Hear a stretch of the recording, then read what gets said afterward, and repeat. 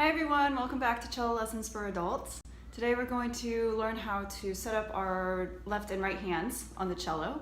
If you haven't checked out my other video, I showed you how to set up the cello, how to sit with it, and how to find a good chair for it. So if you haven't checked that out already, please do so. In my other video, I showed you how to set up the cello, take the end pin out, and sit with it properly. So if you haven't already checked out that video, please go ahead and do so. Okay, so what we're gonna do today is learn how to set up our left and right hands to actually play the instrument. We're also gonna learn about the strings and what they're called.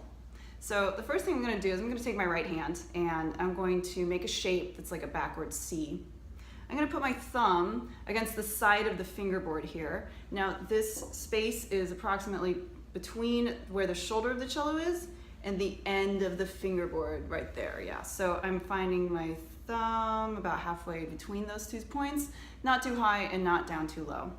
With my backward C shape now, I'm just going to kind of curl up my fingers that aren't my pointer finger. Now I'm going to use my pointer finger to give the string a good grab. I'm starting on my lowest one here, the one that's closest to my hand. Pull it, you can see it move even, and then just give it a good grab, like that.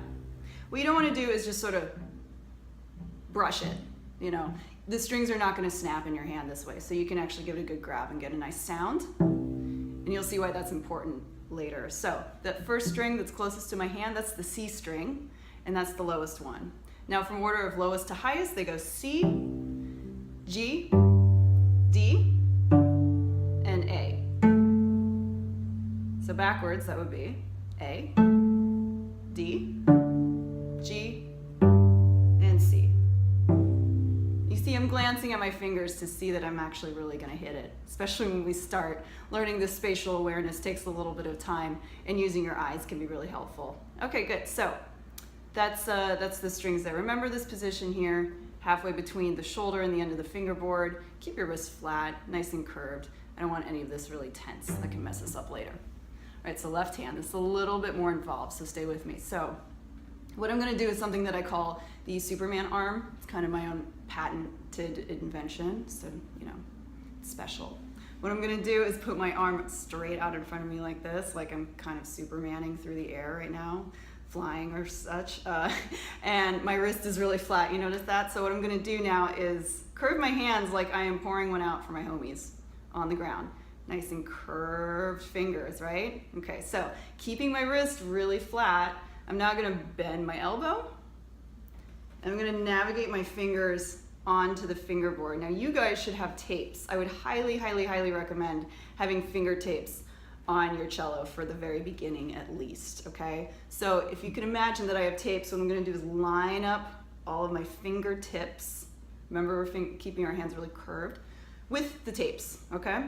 My thumb is kind of roughly behind my middle finger here. It's also curved, and I'm placing it on the fingerboard behind my middle finger. You can kind of see right here where it is, okay? Good, so my fingers right now are on the D string. Remember, that's this one, second from the highest. Let's put all of our fingertips down, just sort of resting slightly like this. All right, so what I'm gonna do is keeping my fingers curved. I'm now going to just apply a little bit of pressure with the fingertips and press the string down, and you'll see it's against the fingerboard now. Okay, so this is a good time to check in with everything. Are your fingers still curved? Is your wrist flat? How's your shoulder doing? Is it relaxed or is it up to your ear? How's your posture in general? Have you tensed up anything? Your face? Are you breathing? All of these things are really important to think about. I don't want you to like overthink the process and feel paralyzed by it, but make sure that you're checking in with what your body is doing, especially the parts of your body that don't have to actually press down the string, because we can acquire tension anywhere. So, all right, now that I've got all my fingertips down, I'm gonna go ahead and pluck that. Okay, good. So you might get a sound at this point that sounds like this, right? Don't worry about that. That's a really, really hard note to make sound good the very first time you play cello. But as long as your form is good, that's all I want you to care about right now. So go ahead and pluck that note again, so 4. Now what I'm gonna do is just lift my 4th finger just a teeny tiny bit. It's not gonna pop back like this, not gonna lift up too high. I'm just letting it float ever so slightly above the string, And now with 3 fingers down, I'm going to play 3. Now I'm going to lift 3 in the same way, just very, very close to the string still. With 2, I pluck. And then finally 1. Again, check that your fingers aren't doing this or this or this, right? Just staying as close to the shape as possible. And now I release. So you see still, I've got all my fingers where I need them to be. Not up here, not up here, okay? So now I'm going to go back up, all right? This is a little harder. So 1, again, keeping the shape, put 1 down. Going to put 2 down, 3, and 4.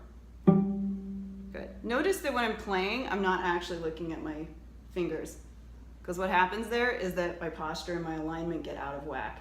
And now I'm practicing in this way that's building tension in my hand and my shoulder and everything. Not good. So if you're going to look at your fingers, look before, look after, but don't look during, okay? Keep yourself straight. So let's try it again, all right?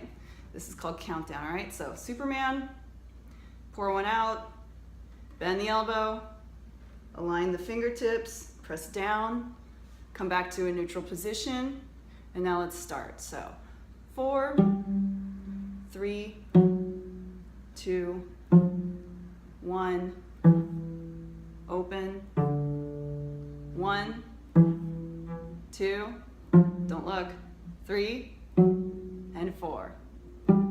Now you can look. Did they stay matched up? Oops, they slipped around? That's all right, don't worry about that, okay? That'll come in time.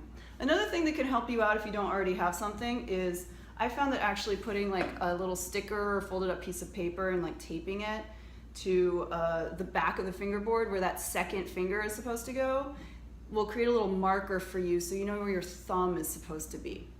A lot of my students, they don't realize it, but their thumb actually slides around a lot, and the thumb is going to be kind of the root to the tree that is your left hand, okay? It's going to keep your hand exactly where it needs to be. So I would recommend doing something like that.